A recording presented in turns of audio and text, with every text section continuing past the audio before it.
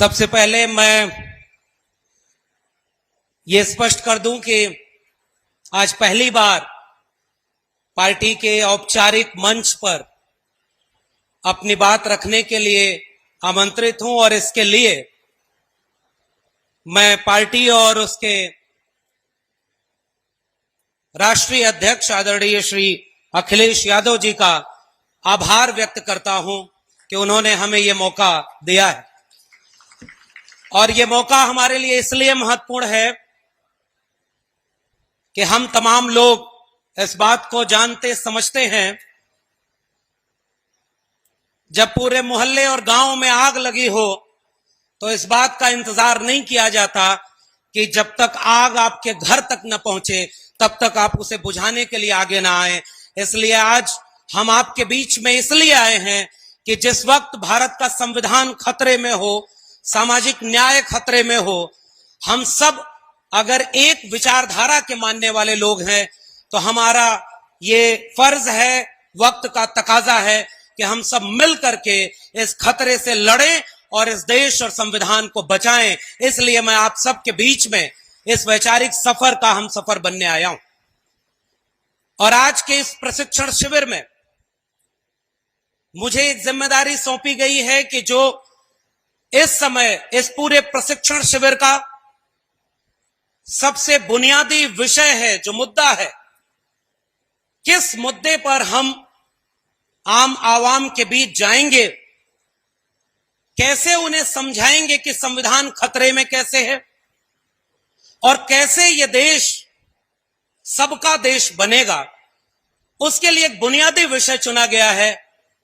वो विषय है जाति जनगणना का।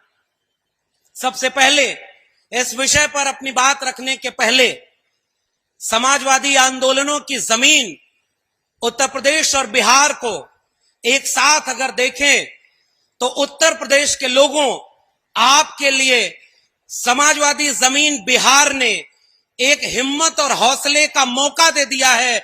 बिहार सरकार ने अपने यहां जाति आधारित गणना भी की, उसके आंकड़े भी सार्वजनिक कर दिए हैं और उससे हमें हिम्मत मिली है। इसलिए हम बिहार के समाजवादी साथियों को क्रांतिकारी सलाम करते हैं और इस उम्मीद में यहां खड़े हैं कि हम उत्तर प्रदेश में भी जाति जनगणना के मुद्दे पर जनता को जागरूक करेंगे। और इस मुद्दे पर 3-4 बिंदु हैं जिसको लेकर के बात होनी चाहिए। सबसे पहला मुद्दा यह है कि जाति जनगणना का मुद्दा आज 2023 में क्यों उठाया जा रहा है। और हम जैसे लोगों का यह मानना है कि राष्ट्र निर्माण का मुद्दा है। यह किसी जाति के हित के लिए नहीं, किसी जाति के खिलाफ नहीं, किसी जाति को ज्यादा किसी को कम देने के खिलाफ है, सभी को बराबर बनाने के लिए है। इसलिए पहली बात मैं इस पर रखूंगा कि यह केवल कुछ जातियों का मुद्दा नहीं, यह पूरे राष्ट्र का, एक मुकम्मल मुल्क मेरे सबका राष्ट्र बने, इसका मुद्दा है जाति जनगणना का। और दूसरे हिस्से में मैं कोशिश करूंगा कि आपको यह बता सकूं बहुत संक्षेप में कि जाति जनगणना का इतिहास क्या रहा है। यह कोई आज का मुद्दा नहीं, इसके आंकड़े क्या हैं और क्यों जाति जनगणना की जरूरत है इस देश में। और आखिर में मैं कोशिश करूंगा आपके सामने ये बात साझा करने की कि इस जाति जनगणना के मुद्दे से क्या फायदा होने वाला है। सबसे पहले हम लोग बचपन से निबंधों में लिखते पढ़ते और सुनते आए हैं कि भारत कृषि प्रधान देश है, भारत गांव प्रधान देश है, मगर हकीकत यह भी है कि भारत एक जाति प्रधान देश है। जाति यहां की सच्चाई है। और मैं बिल्कुल शुरुआत में, इस पूरी बहस के शुरुआत में एक उदाहरण समाजवादी लोगों आपके सामने साझा करना चाहता हूं।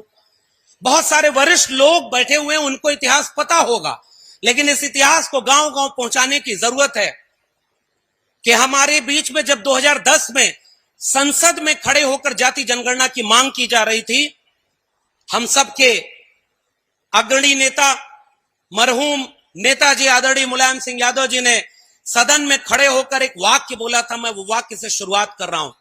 उन्होंने कहा कि जाति समाज की गंदगी है, इसे कबूल करना चाहिए और गंदगी को कपड़े से ढक करके आप मिटा नहीं सकते, इसलिए उसे मिटाने के लिए उस गंदगी को साफ करना होगा।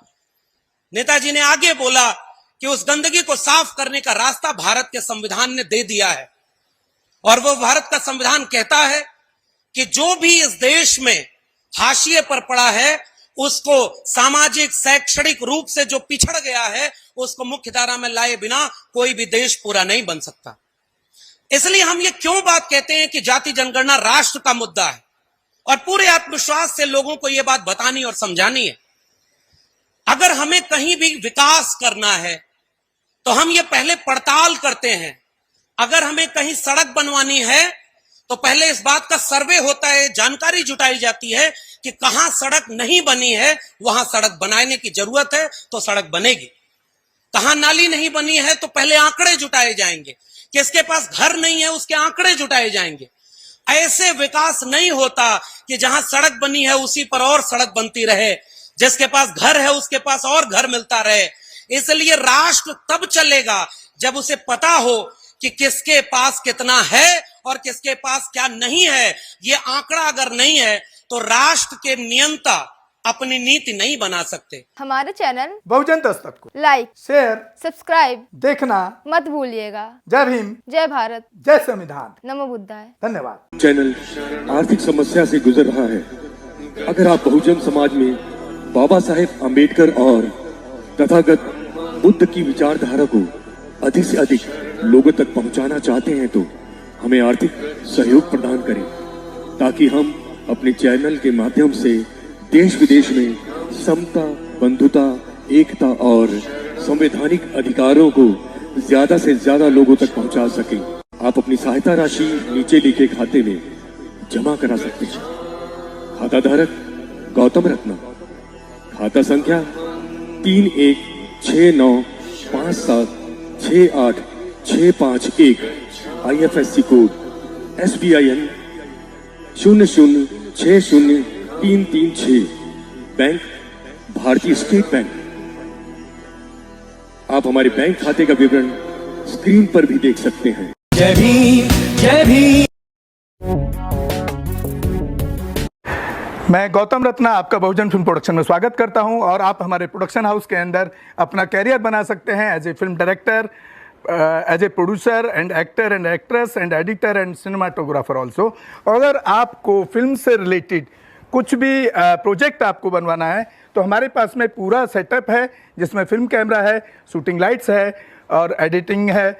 सारा A to Z एक ही जगह पर आपको हमारे यहाँ पर मिल जाएगा। तो दोस्तों, आप हमें कांटेक्ट कर सकते हैं हमारे नंबर्स पर 9810085714 और 8510005714। हमारे वेबसाइट पे विजिट कर सकते हैं www.filmserviceindia.com, और हमें मेल भी कर सकते हैं gautamfilmsproduction@gmail.com पर। धन्यवाद।